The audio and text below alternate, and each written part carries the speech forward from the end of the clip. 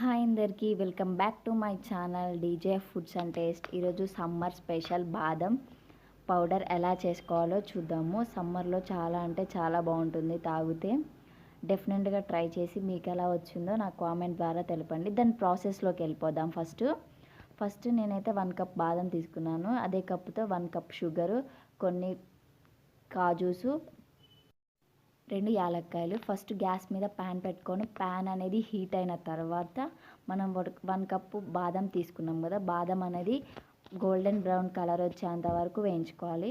Stove అనేది లోలోనే ఉండాలి. హైలో పెడితే బాదం అనేది మాడిపోతుంది. కాబట్టి లోలో పెట్టేసే బాదం అనేది వేయించుకోవాలి. ఇప్పుడు మళ్ళీ జీడిపప్పులు వేసేసుకుందాము. జీడిపప్పులు కూడా గోల్డెన్ బ్రౌన్ వచ్చేంత వరకు వేయించుకోవాలి. ఇది వేగుతున్నప్పుడు స్మెల్ అనేది వస్తుంది, మీకు అర్థమవుతుంది. అప్పుడు మనం మీడియం ఫ్లేమ్లో వేయించుకుంటేనే బాదం అనేది మంచిగా కుక్ అవుతుంది. మనం కంటిన్యూస్గా కలుపుతూనే వేయించుకోవాలి, లేదంటే మాడిపోతాయి బాదము జీడిపప్పు. ఈ గోల్డెన్ బ్రౌన్ వచ్చేంత వరకు వేయించుకోవాలి.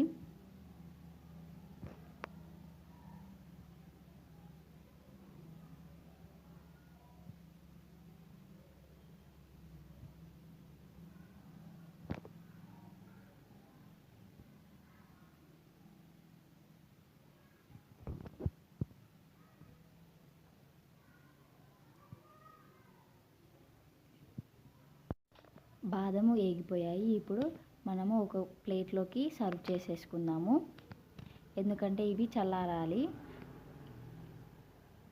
ఒక ప్లేట్లోకి సర్వ్ చేసేసుకుందాము. ఇవి ఒక 5 to 10 minutes చల్లారనిద్దాము, లేదంటే మిక్సీలో వేస్తే అది మిక్సీ అనేది పాడైపోతుంది. అది చల్లారాలి. ఒక హాఫ్ అన్ అవర్ చల్లారనిద్దాం మంచిగా.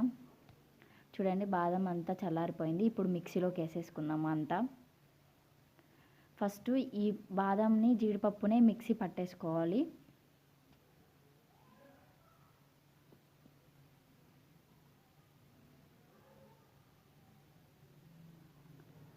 చూసారా, ఇలా పట్టేసుకుంటే చాలు. దీంట్లోకి మనం ఇందాక కప్ షుగర్ తీసుకున్నాం కదా, ఆ కప్ షుగర్ అనేది వేసుకోవాలి.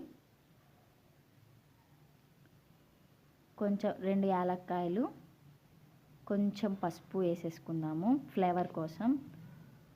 ఇప్పుడు మొత్తాన్ని మిక్స్ చేసేసుకోవాలి. చూడండి, ఇలా పట్టుకుంటే సరిపోతుంది. బాదం పౌడర్ అనేది రెడీ అవుతుంది.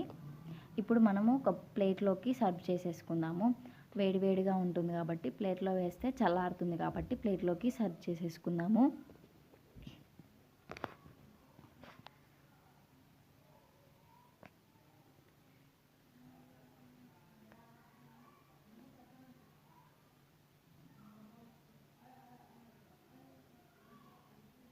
ఈ పౌడర్ అంతా చల్లారినాక మనము ఒక కంటైనర్ బాక్స్లోకి వేసేసుకొని, ఇది పౌడర్ అంతా చల్లారిపోయిందండి. ఇప్పుడు మనం ఒక గ్లాస్ జార్ తీసుకొని ఆ గ్లాస్ జార్కి ఎత్తేసుకున్నాము ఆ పౌడర్ని అంతా. ఈ పౌడర్ అనేది మనం స్టోర్ చేసుకొని ఒక 1 month వరకు ఫ్రిడ్జ్లో స్టోర్ చేసుకుంటే 1 month వరకు ఉంటుందండి, ఏమీ పాడవదు.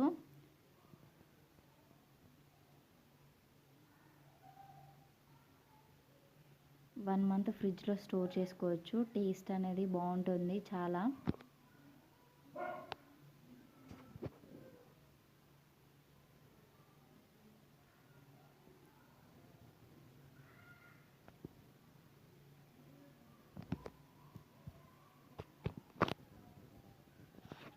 ఇప్పుడు బాదం పాలని ఎలా చేసుకోవాలో చూద్దాము.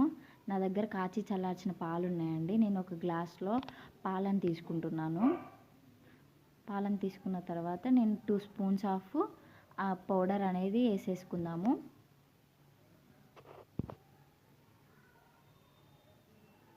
వేసుకొని ఉండలు లేకుండా మిక్స్ చేసేసుకోవాలి.